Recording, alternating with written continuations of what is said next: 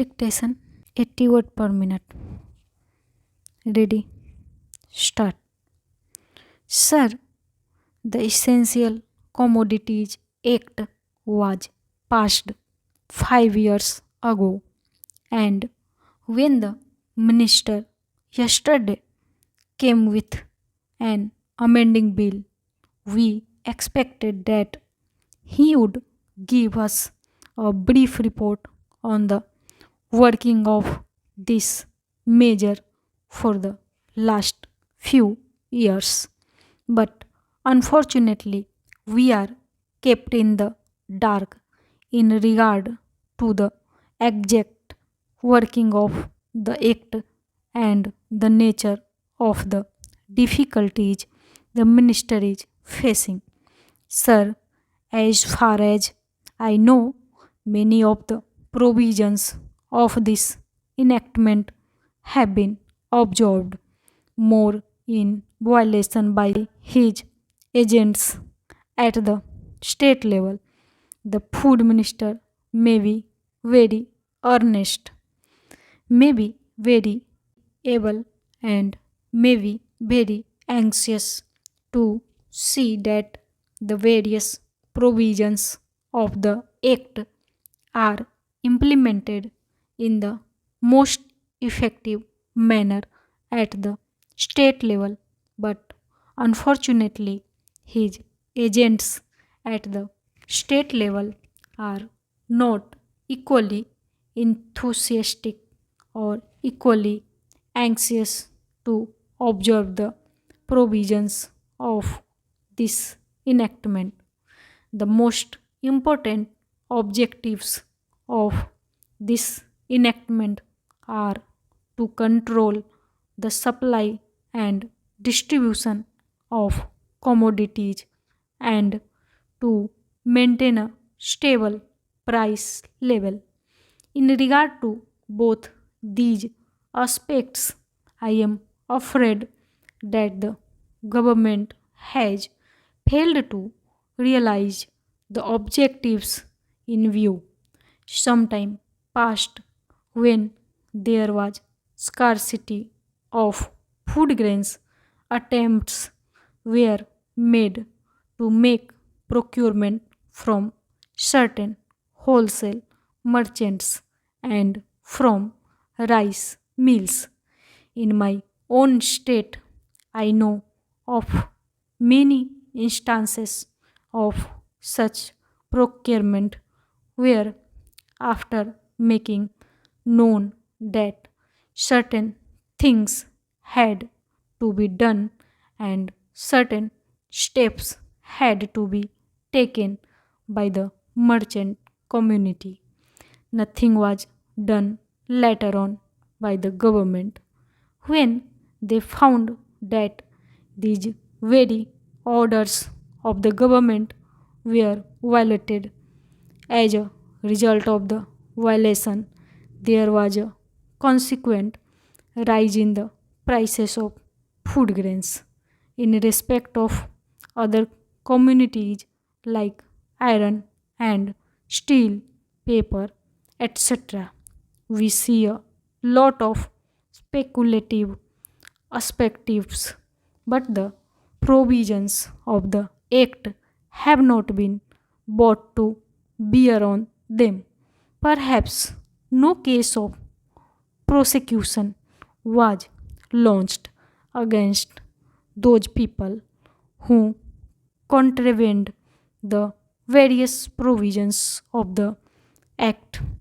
We are interested to know in how many cases the government have taken steps to prosecute individuals who have violated the various sections of the Act. The minister said that the powers under the Act were not adequate.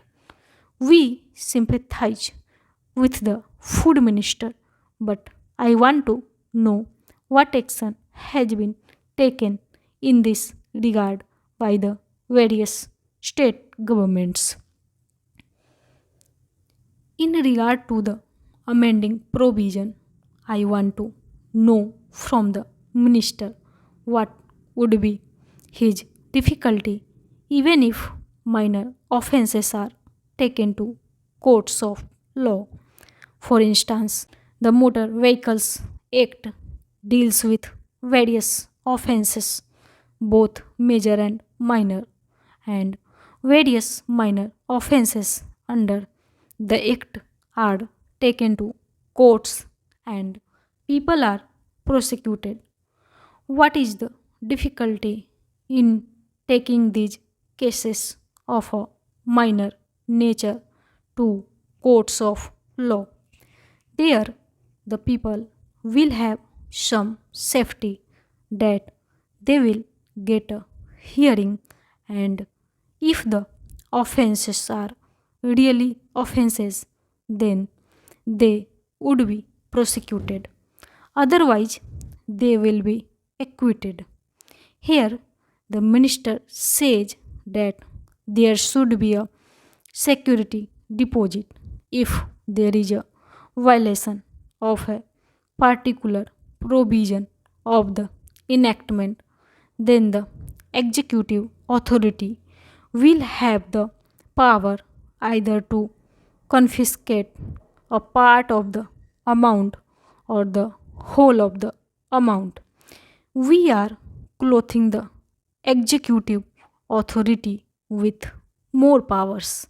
I do not grudge giving powers to the executive authority, provided they are used properly and effectively and in a most fair manner.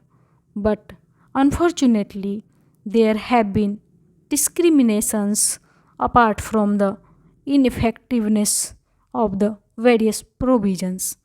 Wherever these provisions were used, there had been discriminatory use of these provisions against a few or in favor of a few.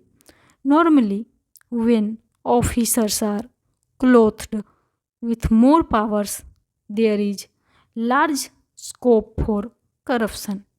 I feel that it would be desirable to avoid such malpractices, and it would be desirable. I think that even for minor offenses, the parties should have a chance to defend their actions. I do not think that this problem of dealing with minor offenses will become complex or complicated in any way.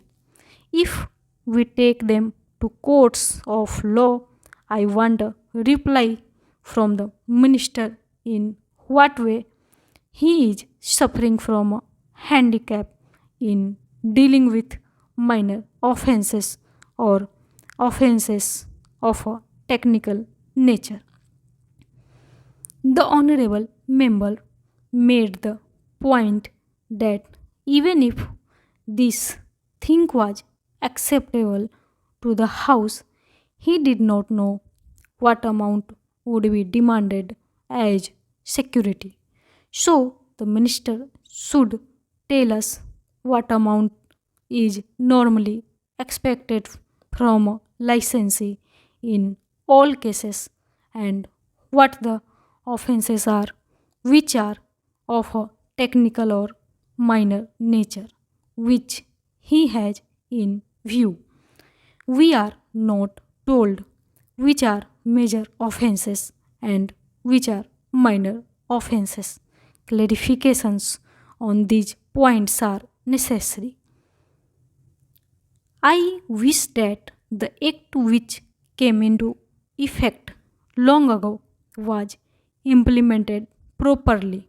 I know that the minister here is very earnest in implementing it, but his colleagues at the state level and at the central level are disappointing him.